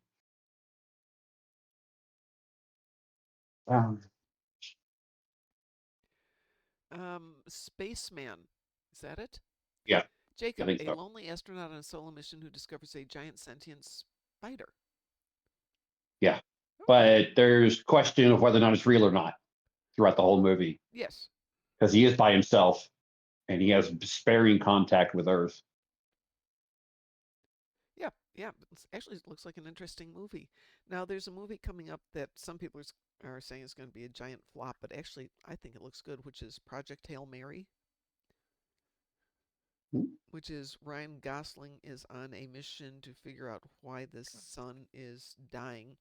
And in the course of doing it, he runs into one, he completely loses his memory, and he's the only astronaut who survives when they are brought back to awareness. Can't communicate with Earth because of the distance, but winds up encountering another alien, but an alien, and they obviously don't have language in common. So part of it is setting up this relationship between the two, and then trying to figure out what's going on to try and save the Earth. So it sounds like a great movie. I guess it's from a book, but Yeah, finally we're getting into Project Hail something that's, Mary by Andy Weir. yeah, that's it. The same guy who wrote The Martian. Yeah, Yeah. it's a good book actually. That sounded like a great premise for a movie. It's original, which you never get anymore. But getting back to movies that potentially could have been amazing, had a lot of premises, and didn't do well on the execution. But have you ever seen Valerian and the City of a Thousand Planets? I've heard of Yeah, it. I It, like that movie. I thought I it was like kind the of cool. movie too. It's not great by any stretch of the imagination, but Yeah. it's different. It's inventive. It's creative, and I know it's coming from a graphic novel, but dang, what a great premise! Just not well executed. That whole entire like intro sequence where you see the space station take form over Earth, by visiting everyone visiting. Oh, so cool. Also, the opening sequence when the planet is being destroyed and only that one girl's left outside. Yeah, Oh! In the first few minutes, they just wreck your heart. man, and you Great could story. see everybody. You could see the massive amount of damage that even they were doing on the planet, but themselves too. Jeez, Yeah, Dukes being hit. Jesus. I'm gonna put that on the list of movies. If you haven't seen it, don't go in for high quality of acting, but the idea is great. Oh, that market that wasn't in like that wasn't in that dimension. So you had to wear like glasses and stuff. Yeah, Yeah. to see it. Mhm. Oh, so cool. Let's see. Hohel says accurate science or imaginative? Your choice. Let's see. For accurate, it would be Gravity, or for imagination, Hitchhiker's Guide to the Galaxy. Well, Hitchhiker's Guide is a classic. Gravity, you call accurate? Okay. Is it not? I mean, I've seen many analyses where people invested like astronomy and all that stuff, and the probability of gravity taking place the way it's shown there is you have bigger chance of getting a lottery than having all those events line up the way they did for the main character. Is that one of the stories where they have very, very few security measures in place? She basically becomes a MacGyver in space, making stuff up as she goes, and not a lot of that stuff is accurate. she hijacked how many places? So there's another sci-fi movie which is, you can see it in my face, Silent Running. That being a submarine movie.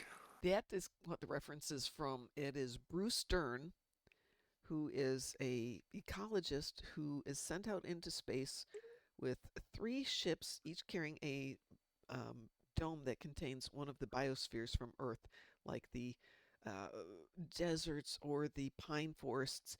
And he's there with other astronauts. And at some point, the mission is scrubbed, and they're like, okay, just blow up the domes and come on back to Earth. And instead of doing that, he kills the other astronauts, takes the ship, runs through the asteroid field between Mars and Jupiter, and basically is trying to escape with the biodomes because he's got The Starbase One. no, that's Starbase One. It's pretty much what it And is. he's got It's the his 3 same little thing. robots to help him, and That's cool. it's an amazing story. It's beautiful, absolutely beautiful. Um, it's You mostly know what? Bruce Dern doing the Hands whole down, thing. Hmm. hands down, best space movie ever. Space Truckers. Yes. No. Oh hell, are you on Solstice? I can only find horror films named Solstice. Wing Commander. I like Wing Commander, but we're not going for no. No. Solstice wasn't. So wasn't that with George Clooney? There was something No, about the going this George forward. Clooney Polaris? movie was a different one, Yeah, wasn't George it? Clooney space movie. That's funny. Space. George Clooney space movie. We have Gravity and the Midnight Sky. Did not he have Solaris, which is technically taking place in space? Solaris? Solaris. Yeah. Solaris. Yeah, Yeah. he did Yeah. Solaris. That's the one. That's the one. Okay. It's based off Polish author's book, actually. Yeah, The same title. but it comes to that same thing with he begins to wonder if he's imagining everything or if this is real. It's supposed to be quite good. Yeah, because isn't he staring at the sun like with this? Oh, I thought he was where he would sit somewhere and then he would like lower the sense, the darkening of the screen, so he could see the sun, had the sun touch him, touch him or something like that. And he was doing varying levels of doing that over time, making them more and more. I I have no idea. I'm gonna go. I have to watch it.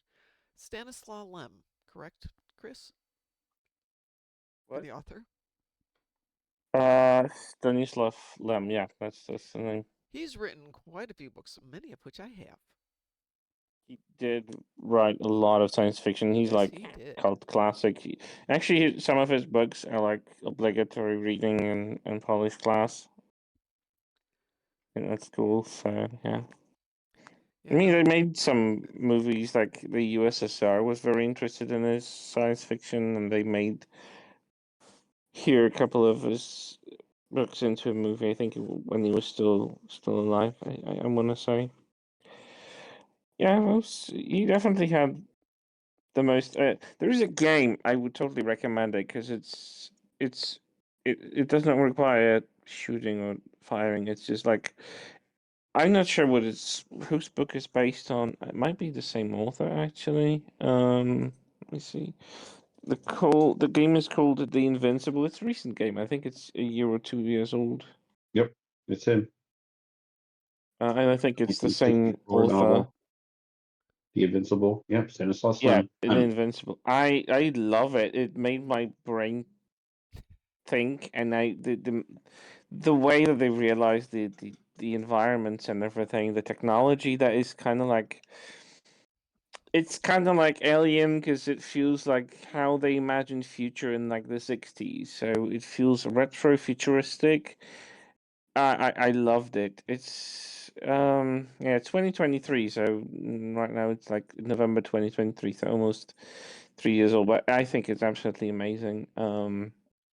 I would totally recommend it for like a game to stream because it makes you think. You make choices based on the situation, on the knowledge you have, and that kind of reshapes how the game plays. I love the unique atmosphere. It's a very unique, and it's actually made by a Polish studio as well, so they honored the author and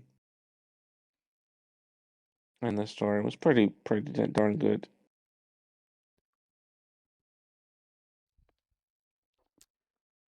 Any other Neat. sci-fi movies or science movies? There was one Science. that was Mm. good in terms of technical, but oh, it was so boring. Marooned.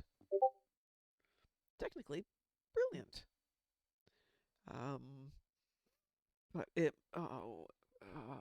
glaciers move faster than that story did. Still good though. kind of like Dune. But technically, it was great. I'd read the book. I think it's a Michael Crichton book, but What's it called again? Marooned.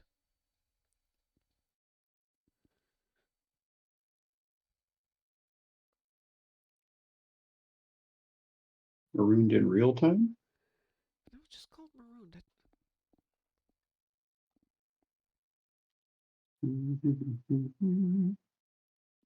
Come on, Google, do your magic. Let's see. Oh, Martin Yeah, Colvin. yeah, Excuse me, Martin yeah. Cotton. Yeah, pacing was garbage. Concept brilliant. The movie on a technical level is great. It's very much like who's the guy who writes all the mysteries, the political thriller mysteries with the Russians, like Clancy? yes, Clancy. It's like Clancy 30 years before Clancy. Funny enough, he's still releasing books, even though he's passed already. Clancy's Funny how I that passed. think works. they're releasing under his name, just Yeah. like I didn't know Ian his name was. Fleming's. James Bond books are still being published under. Oh yeah, Yeah, poor guy has been dead for years and still has to show up for work. Yeah. He died in like 20, Making money of it, so 2011, 2012, something like that. We did for a while. wow, that tells you how up to date I am on things. I think the only real reason why I know is because I was in Maryland when he died, and he Oh, died at Johns Hopkins Hospital oh, over there. So he hit the news when he passed, and he's also a Marylander yeah, by birth. So I was like, oh goodness. that I knew. That I knew. I was just not aware he had died. Okay, so Move Clancy books are still continues to coming write. out. No, probably. Clancy wrote now that he's dead. Who else? Does Asimov? Asimov has authors or books that have come out after he died. Anne Frank McCaffrey, Herbert Frank too. Herbert, um, Uh, a whole Rex slew of them. Out, who wrote murder mysteries. I think there's even some Agatha Christie novels that have come out long after she died. So I guess if you're good, it's the whole Hollywood thing. If something's good, let's just beat it with a stick until we get some more out of it. I think like some of the immediate stuff that comes out after they die is Mm-hmm. probably what they were working on before, Oh, probably. before they passed. Yeah. But then after like 3, 4 years, it gets a little ridiculous at this point when there's still Rainbow Six novels coming out Was the that guy are who all by Tom Clancy. yeah, the guy who wrote Game of Thrones, George R. R. Martin? Yep. Yeah, he's probably not going to write anything else while he's alive. But after he's dead, I'll bet you some stuff comes out. Probably. Yeah. It's like Tolkien with what stuff that his son did later, Yeah. and published that his dad was working on at the time. Yeah, we found a manuscript. It's 3 pages. It's close enough. Yeah, it's 3 pages. And why is the book that you published 330? The hell? Took some Don't worry about it. liberties. Mind your business. By the way, this book is now canon. Because I say so. I'm a Tolkien. I say so. Ooh, they are doing a 3-day showing of the Lords of the Ring trilogy. One day is the first one, second day is the second one. The third day is Return of the King, which is my favorite one. And of course, it's a day when I can't go. Just Of course. not fair. Is it the extended? Are they the extended versions? Yes. Yeah. Where they actually make sense? Where they actually make the movies make sense? Yep. Well, it's one of those specialty movie days. I think these are going for either $5 or $5.55, so you can go in and basically watch 3 hours of movie, popcorn, beer, have lunch, order a couple of pizzas, whatever, and have a day out of it. But still, going back 3 times, it begins to add up.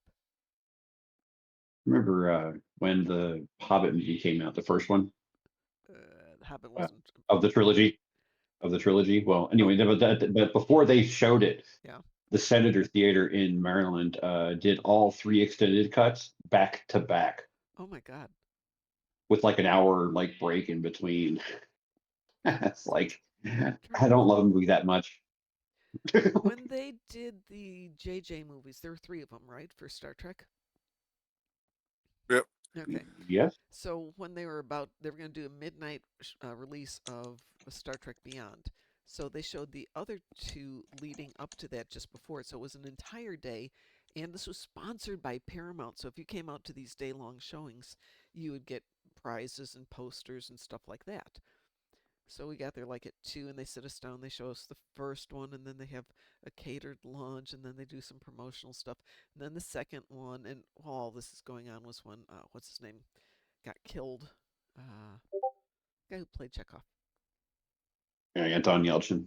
Thank you. Elton Thank you. John, yeah. So they actually did a little thing before that to do a tribute to him, which was really nice. And I want to say Nimoy had died between Wrath of Khan or whatever that was called and Beyond. Correct? He died in 2011, I think. I mean, Yeah, you like mean between Into Darkness and Darkness. Beyond. Yeah. Yeah. Yeah. So then they did a whole tribute to him. So it was basically a 12-hour Star Trek-a-thon. They had wanted to show all of the other movies from TMP through 6 and then do those 3. And no theaters were doing that. They're like, no, we're not going to have people sitting there for 18 hours. Just no. They could Especially do when breaks. it's actually 18 hours, but then the actual what it feels like is like 3 days. Yeah. It's Especially through just. some of those movies. I mean, there are still people who voluntarily will watch all of the extended editions of Lord of the Rings and then extended editions of The Hobbit in one sitting. Oh no, So no. I did not yeah, care for The Hobbit. I loved Lord of the Rings. Did not like The But Hobbit. that's what Bilbo Baggins hates. No. Just. I like elements from it. I Yeah, so did do I. enjoy the Yeah. concept of the dragon. I love the Mm-hmm. execution. I Yeah. did like the Oh, actor totally. who does Bilbo because Martin Freeman. Yeah, Martin he's Freeman, right? amazing. Yeah, he's amazing. I loved how much they put into allowed like Benedict Cumberbatch to actually embody both the Mm-hmm. necromancer and Smaug, and the way that he really was. Even they decided to put him in a motion capture and record him as he does it, so they could get a better understanding of how the voice behaves when he's on all fours, and that was really just fun to see the backstage stuff, and how he operates with his voice is just absolutely breathtaking. The guy is amazing when it comes to voiceover work. It's just Oh yeah. remarkable. But yeah, I did like the confrontation between uh it's Elrond, it's Saruman, it's they're defending Galadriel, and she's confronting the necromancer who turns out to be Sauron. And I did like that scene. People hate it because it's been added because there's like just a single sentence passage about him being revealed, but in the book. But still, I just love that That scene. I part love didn't bother when me, but Galadriel is manifesting her full power and like, yeah, go away. You're just a soul. Go away. I think She a was lot of just the like, things yeah, that that, bugged me that was were great. when they were in the town and it's just the chase scenes and the beer or the barrels getting out of the town. It was just too long. Yeah, it It was needed to also a be. bit too goofy Yeah, for it, but it really needed to I be mean, tightened down. original tone of the book was supposed to be children's book, so the fact that they made it so freaking dark and I Those mean, were supposed to it be was Jackson children's really. books. Yeah, it was the I mean, third. It was Hobbit, a yeah, third grade reading Hobbit, level when yeah. it came out. Wow. Yeah, well, we read it in like third grade. I didn't like it then either, but that's a different story. But I did not know that. Wow. What you didn't want? Hobbit. What you didn't like reading the 30 pages of Tolkien describing how what Tom Bombadil looks like? Yeah. No. Oh, And why that's one not? of the reasons why I really don't. I mean, I enjoy the world building and I prefer the films over books because the level of precision that he wanted to make in the description just put me to sleep every time I attempted. I just gave up on reading the trilogy of Lord of the Rings. It was just like, nah, How I'm many sorry. If I words can you write when writing he's a fat guy? The I same mean, time that I I like was reading. writing myself, but I when I have to read it myself before I actually move on with writing, and if it's putting me to sleep, I don't want to do that to other people. So, like, I don't know. I Completely. get the world that he built was really remarkable, and I have no quarrel with that. But the delivery, oh no, thank you so much. I would rather take a pill for going to sleep than reading a book that just there's nothing happening for 40 pages. Like, come on. So the same year that I had to read The Hobbit for school, I voluntarily read Hawaii by can't remember who wrote it, but Hawaii. It was about 1100-page book. Okay, I wrote Stranger in a Strange Land. Not too bad, maybe 400-page book. Something else, So it wasn't the length of the book; it was just the Rambling. Yeah, the rambling. Thank you. That is a perfect word for it. It was just Herbert did honestly. tedious. Herbert, Frank Herbert did the same thing. So did Hubbard. They all did the same thing. They could ramble. Herbert had, I think, a really more tight writing style in the first Dune, and as he went into uh, Children of Dune and Dune Messiah, it really started to get draggy. I thought the first Yeah. book was an easy read. It is relatively tight, but I can also see why they've had to make the movies, skipping sections of it and actually skipping whole character arcs because it was just too complex. Dune's one of those. Don't make it into a movie. Make it into a miniseries at least. They did Uh, make it into a miniseries, which was pretty yeah, good. but prefer no. When I say miniseries, Few times. I don't mean 3 or 4 episodes. I mean a good uh 2 hour episodes, 10 episodes Yeah, total, when they did the minimal. miniseries, they did it, what, on the Sci-Fi Channel? Yes. Yeah. It was okay Let's see. for the budget Uh, they had. It was okay. was it only 3 seasons here? Hold on, let's take a look. It was like 3 or 4 episodes. Yeah, But then they did others after it that kind of like were the other books too.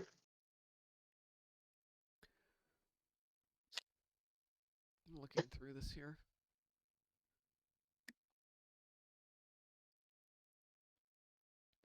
I remember it. I mean, it was pretty. Well, some of these reviews, it's spare, slow moving, engrossing. I'm thinking those words do not go together. But I did enjoy the books. And in terms of getting characters, I think the Paul Atreides that was portrayed by Cal MacLachlan was closest to how I envisioned him. Shame that the rest of the movie wasn't exactly properly envisioning anything. Yeah, no. Hi, Drunken Heretic. How are you? It had young Picard. It did, but only for a little bit, which is the problem. Oh, he was fun. He was still bold already. Oh, yeah. Hmm. Yeah. That's fine. Ever read? Go ahead. Sorry, No, you go.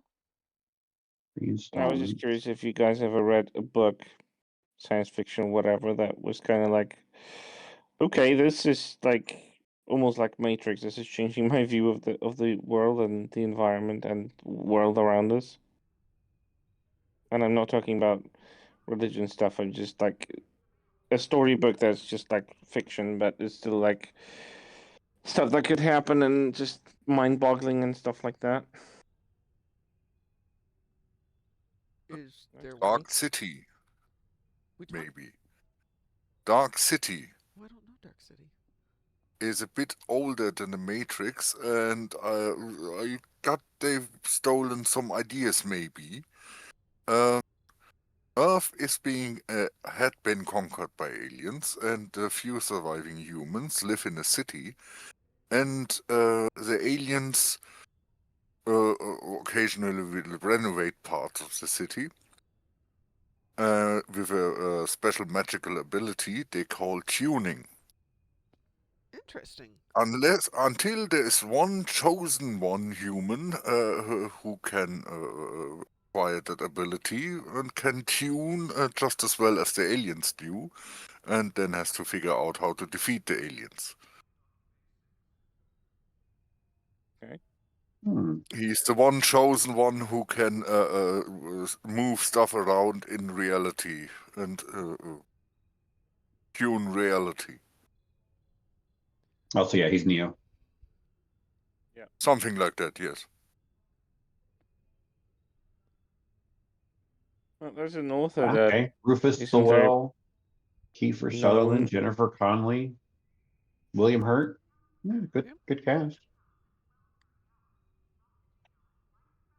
There's an author that, well, his books was got into a trilogy, and they were gonna make a big movie out of it, but everyone just buys rights and then never does anything with it anyway. So that one didn't have any screening or a chance to get developed into anything specific. But the first book in that trilogy, it's called Fourth Realm Trilogy, if I remember correctly. The original book was titled The Traveler. And it happens in a world, but it has like an underlying conflict that no one knows about. There are people called travelers, as the title says, and they can project their consciousness into parallel realms, into different worlds, the different universes. And they come back from their physical body is still here. Like they are in some sort of a trance. They just shift out of their consciousness goes into a different realm, and they literally come back with revolutionary ideas because they see different worlds and different ways of existing, and they come with a different views of the world, and they're usually considered rebellious and dangerous to the world as it is. I don't remember what was called the other faction that was trying to fight them, like destroy them all. But they were trying to ultimately control the world into the stalemate of people just, not questioning stuff. Media fully controlled, like your purchases, your lifestyle completely known and traceable, and everything just fully under the control of the shadow group that is controlling the governments and everything.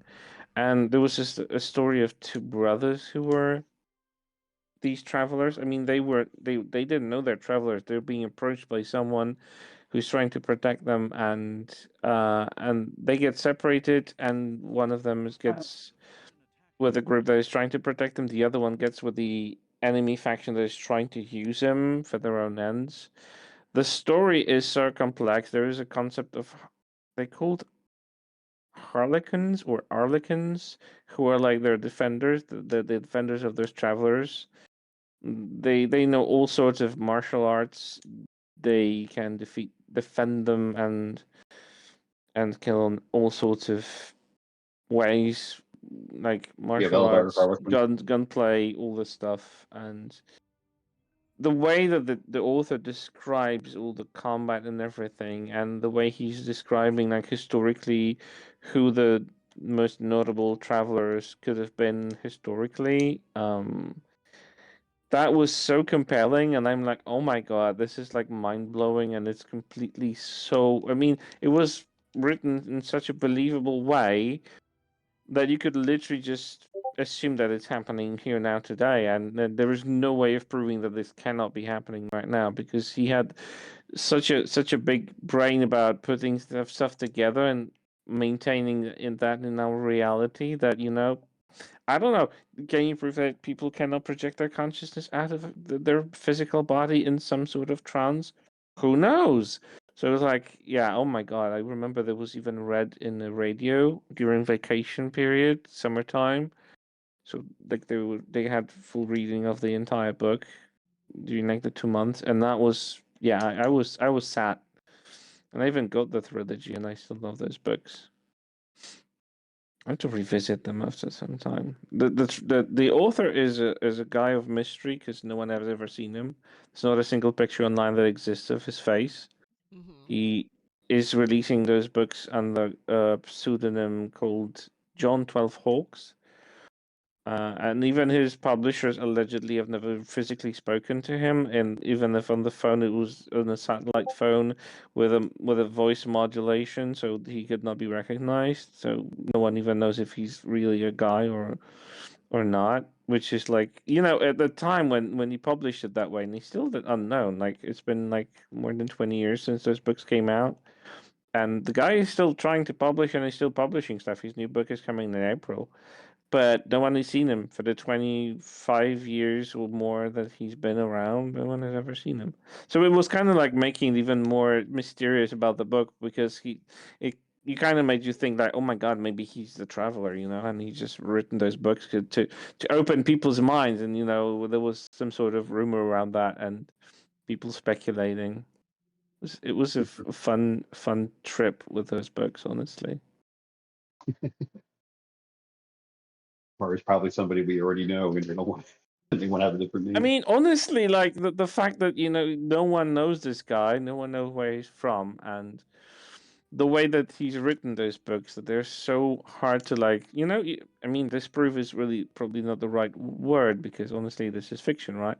But the way he presented stuff in that book, in those books, in that trilogy, and there's obviously some drama, there's some romance, there's every little bit of everything. It's not like a space opera, but it definitely feels like an adventure story. But it's really seriously written. It has moments of respite and slowing down. But the action scenes, oh my god, it beats the Matrix in my opinion. Like really remarkable stuff. I still have very fond memories of reading those. Makes you Although I sit there think and go, what. It makes you sit there and go, looking around the Yeah, world. like there aren't Hmm. many books. I mean, I remember I was mesmerized with when they came around with Da Vinci's Code because everyone was, and if you didn't know historical facts, how Brown mixes and matches stuff because he made stuff up, but he also embedded it into historical facts.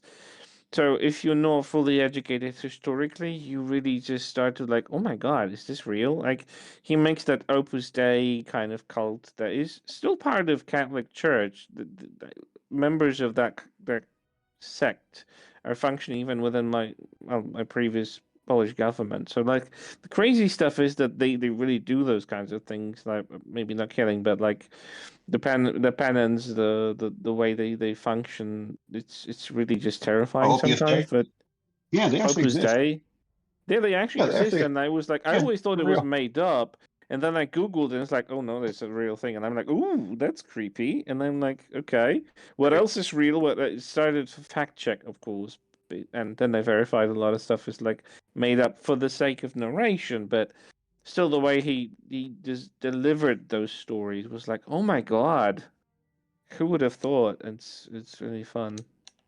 Still, after all these years.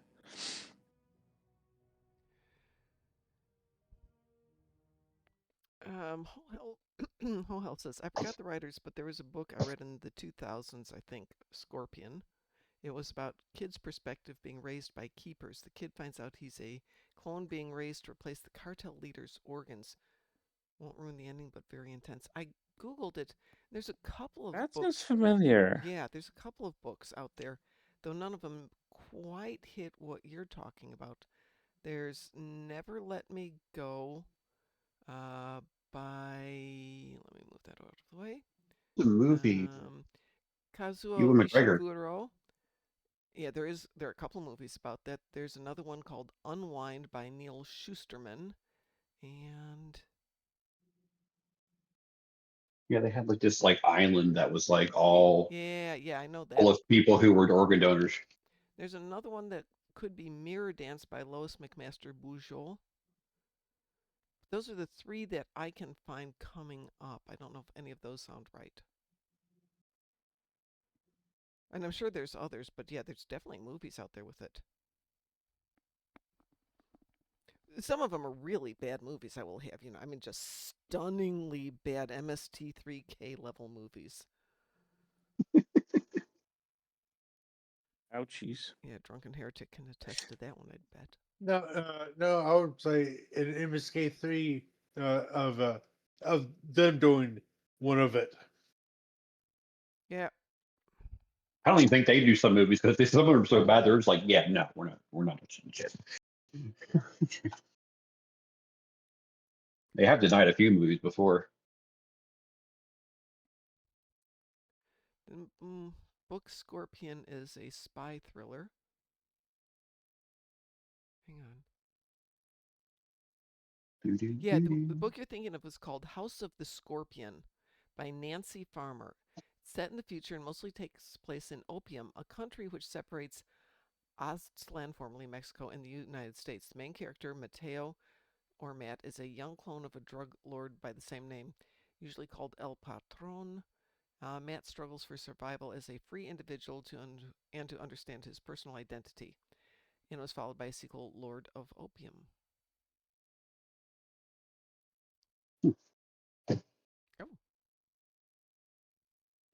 Oh. Yeah, that looks like it's the book. Some of the references you make sound like it. Oh, it was. Okay, yay, woo, cool. Mission accomplished. Yeah, always There gotta do was that. there is a Russian author. He's considered a dissident in the Russia, so he's not very liked by Putin because he speaks about pacifism and dismantling the Russian government. So I don't know where he's at the moment. He lives abroad, but definitely has been out of Russia for many years. He's written the Metro 2033 series, probably. Oh yeah. Some of. There was another book he wrote. Let me see. What was the title? Oh, I can't find it. Do you remember his name? Dmitry Gluchovsky.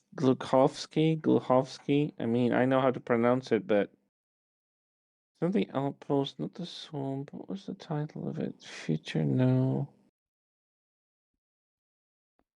Oh, I don't know the original. Oh yeah, Dusk. Yeah, that was a mind-bending book. Oh my goodness. 2007 book, Dark Tale of a translator Dmitri who receives an order for translations of a dozen pages cut out of what seems to be a several centuries old Spanish book. He discovers that the book is a journal of an expedition of the conquistadors dating back to the 16th century. Reading story chapter by chapter, collecting full translation at home. The story starts penetrating his reality, and that's when I stopped. It was mind-boggling the way that, because the book was the chapters were written in a specific language. I mean, not language like in Spanish because he was translating them, but the wording of those chapters of that book was so bizarre, but they still got you like you got invested in a book inside a book because you were reading the book about the translator, but you got invested. You wanted to like almost skip ahead to the moment when he's translating more pages because you literally are reading that story and reading into it, and it's becoming more and more compelling, also terrifying, scary. You that get invested in dual story, and oh my god, the It guy is sounds brilliant. fantastic.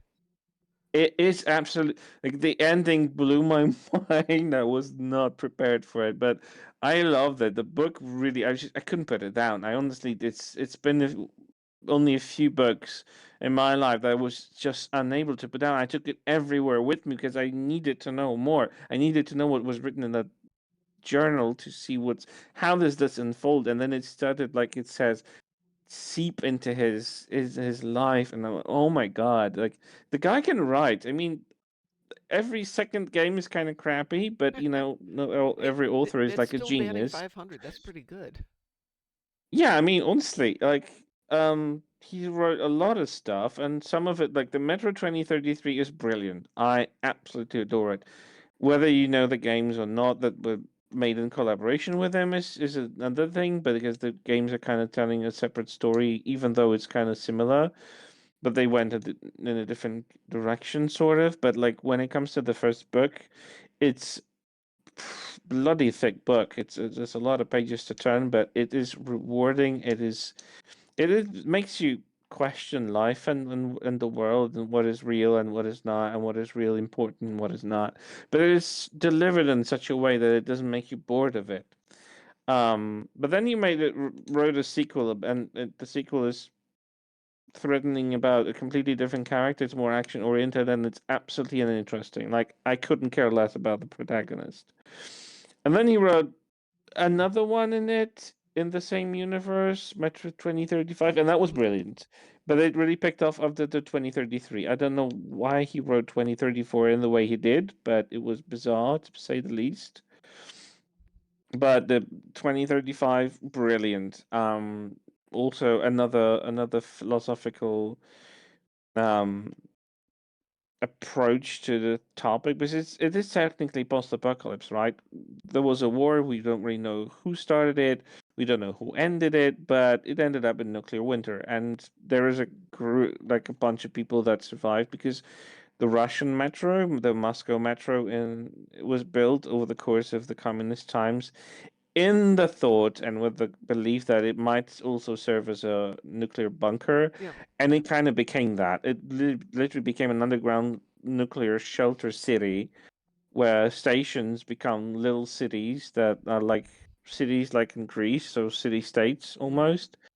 And people surviving there are also creating their own policies. They grow food as much as they can. They well, they basically don't get outside because there's like obviously there's an assumption that there are like terrible monsters, mutants living on the surface. It's also uninhabitable because it's cold and it's irradiated, all that kind of stuff. And like the main protagonist is supposed to like warn people of a threat that is approaching from the station where he originated, and it literally forces him to go through the entire metro station. Believe me, the Moscow metro system is probably one of the most complex and most difficult to traverse. Like if you would have to go on foot, it would literally be like traversing the entire city on foot, back and forth. The chain system is just the tunnels are just endless, and they keep building stuff even today. So it's like insane. Um, but the way that the he built a world in it, and it is so like immersive in the way he describes it from the perspective from the eyes of the character Artyom, and it's really just a pacifistic scream for like a wake up call for humanity. Honestly, the book itself, but the way it's being delivered, the way it's being written down, and it's tackling all sorts of pathologies in humanity, and it's just like so well written, so well made. I got The RTM syndrome from playing those games because everybody was saying his name constantly in those games. Artyom, yeah. Artyom, Constantly saying- hey, Artyom over here, Artyom, how you feeling? Artyom, can you play this? Right, come on, dude. Yeah. I know my Totally. name. They You're looking they at me. abuse You his can, I name. know you're talking to me. You know, you're looking at me. I know you're talking to me. And it's also funny because I don't believe that's the way that Russians speak to each other. So it's just like really bizarre thing for them to like make it that way. But it's okay. The first It game wasn't it done by Artyom has a I don't know, 4A Games, psychological Ukrainian disorder studio. Ukrainian? where he's mute except on loading screens. Yeah, that's one thing that they really just that really made me annoyed because like the whole game people are talking to him, he doesn't respond, and they act like this is natural, and I'm like, no, it's not. It's weird. Like I don't understand why they never gave him a voice. They did a DLC for Metro 2035, and that DLC has a protagonist who actually speaks.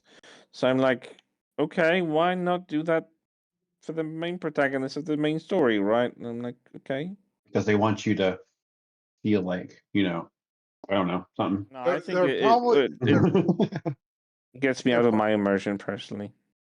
they're probably did viewing that maybe. the player is the one talking, and if you're You don't have dialogue lines. It's not like you're pressing dialogue lines in the game.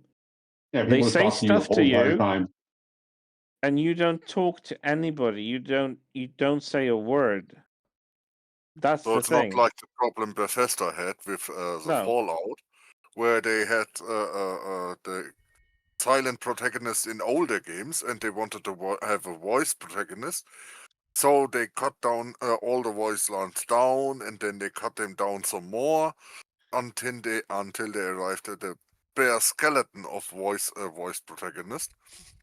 And for all the opportunities you have to speak, they still ended up with the actors for 2 years in the booth, and for all the different opportunities you say yes and no to characters. And you end Well, up the with thing 4 is, it could dialogue have been choices. done like STO, so you actually press buttons, like press options or like whatever, so like dialogue lines. Like it's in STO, you say stuff, but you say it like you can read it out loud and you can assume this is your voice and that's normal.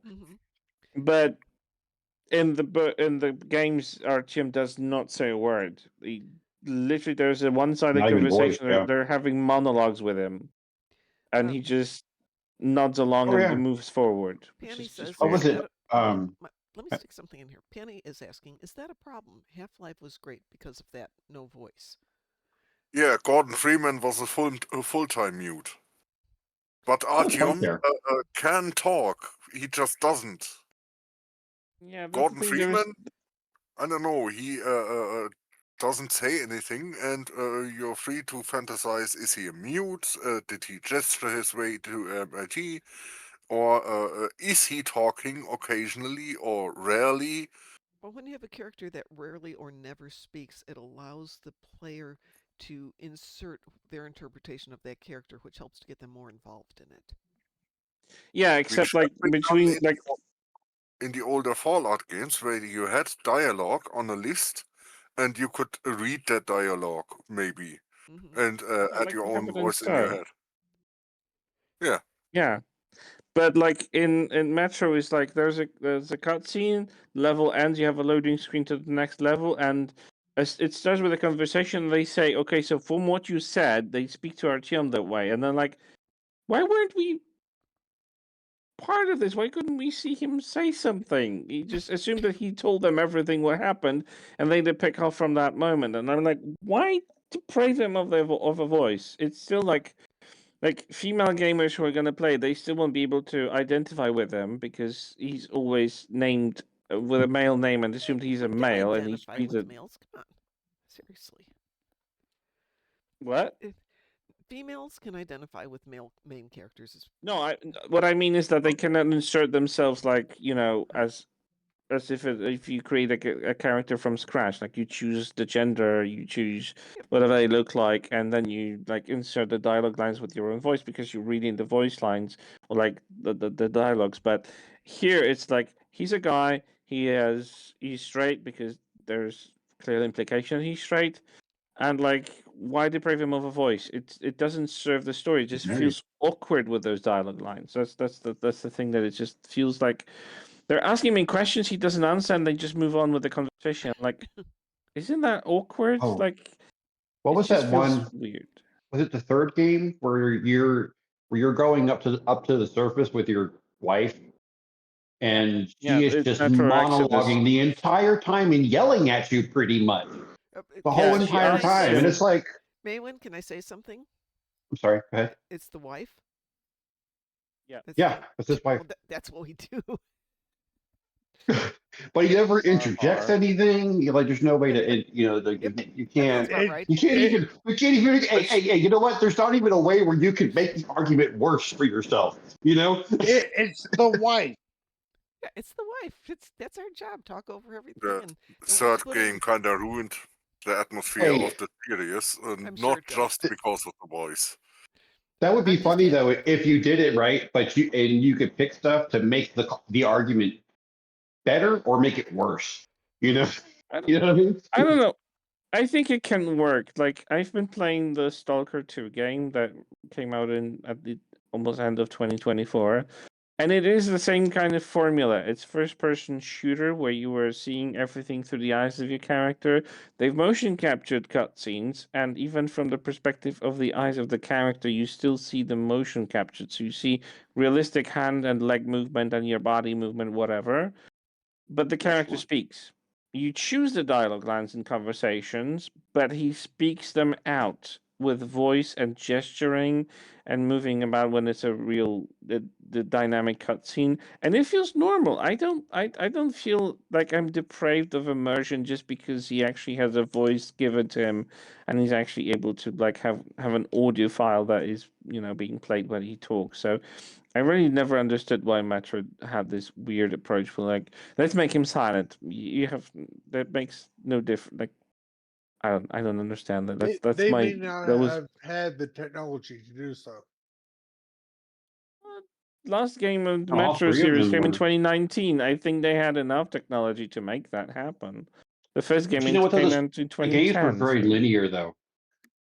yeah, the games were very linear. The Exodus is a bit more slightly open ended, but it's just like big hubs, not a real open world.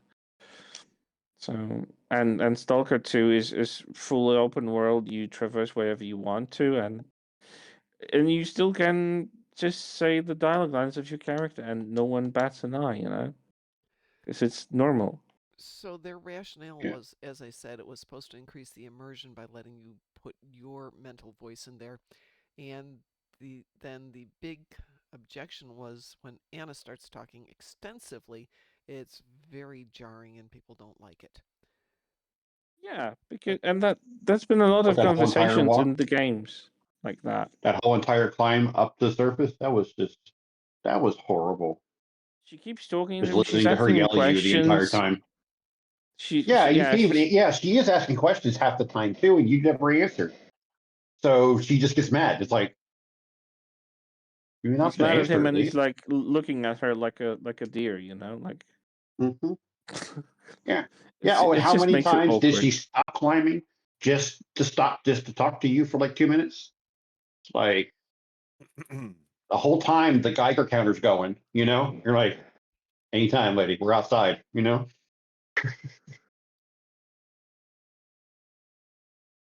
went through Dark her Offensive mask, was a probably, bit her weird. mask filter probably faster than everybody else is because she talked the entire time I when know, she was right? topside. It's like, yell at me until we get to the top side, then stop yelling, and then come back down when we leave to go back down underground, then yell at me some more. You know? But overall, I did like the books the most of the Metro series. The author is gifted. He just sometimes writes a book that is like mediocre. It's not bad, but it's just like puts me to sleep rather than keeps me You can't write a winner every time. interested. Yeah, but that's perfectly fine. I'm never like against it. Like he's still trying out stuff, and so that's perfectly normal. Sure. Yeah, it's Yeah, that's actually There are some barking. My organic dog is books I can't sleeping and barking. read. my dog. Oh, he's dreaming good, huh? Yep. Yeah, you I heard that, just did right? that. My dogs. Yeah, I could hear Yeah. it. I did that. My dogs both woke up and looked at me. I'm like, what? My last shepherd my last shepherd did that. He was huff and puff, and then like her little paws would move Yeah, yeah, like it's so she was adorable. walking somewhere. Which is like, at least you can sleep. Well, yeah, my this big dog. The dogs are the same age. One will live a lot longer because she's tiny, and the big one is a bigger dog. But she will jump up on the bed when I go to bed. She'll stick her head into my ribs as hard as she can for about 5 minutes, then lie on top of me. Then she goes down and lies with her nose down at the foot of the bed and insists I cover her with blankets. I always worry about her, but no, she likes that. And then she, of course, has to lie as close to me as is humanly possible. So she'll start on the right side of the bed. And more than once, it's been 2 or 3 in the morning. I realized I'm completely off the other side of the bed, have to get up, get the sheets over to the other side, and start again. And she'll get up, and we're back to pushing me off the bed again. And I wonder why I don't sleep well some nights. No idea. There's definitely no theory on that. The other dog just gets up and moves around, but she only weighs 9 pounds, so it's not the same thing, is it, Lolo? Definitely. Well, speaking of sleeping, I think I should go because bed calls. But Yes, it yeah, is. It is that time. it's been fun. Quick rundown for tomorrow is we will have our regular morning show. I think since we have got, what have we got for the Universal tomorrow? Give me 1 second here. Tomorrow's Universal is Counterpoint. So I may come on about 5 o'clock regular time, and we can run Counterpoint for anybody who wants to, and then we will switch over to Starfleet Academy, which I've gotten 2 more reviews now while we've been doing this. Not as positive as Sav and Chris's, so this should be interesting. So we will go. You know, but we talked about before. The last thing was you can't please everyone, fortunately. Yep. But generally I know Sav and I know Chris well enough to go, okay, I got to give it a fair shake then. Yeah. Hello, Well, Darkmom. You know you say how many that, but people how many people don't like Voyager, but like all the other I Star don't like Trek? Mom doesn't like it. How many people Um, hate Discovery? People love Discovery. hate Discovery. Far fewer people hate it, but whatever. You know, well, you you guys. say that, but you've never actually watched season 5 of Discovery. You never gave it a watch, and I think Oh, it's no, like no. one of the most brilliant seasons of a Star Trek Yeah, show. but it had 4 years to get me engaged, and it couldn't do it. So it's not going to happen. So apparently now that I'm getting ready to actually log off for the evening, Sav and Cliff both go, "Your audio's down. And I can hardly hear you." Now you tell me. By the way, OBS and Twitch are both having issues, so it might not be me. Oh, Sav just got here. Mom's blaming Twitch and OBS. I'm always going to I'm blame standing with her. OBS. Okay. Well, I'm going to leave too because we're not running any content tonight. We're just sitting here and shooting the breeze for 2 hours, which is all fine and dandy. But might as well head out of here.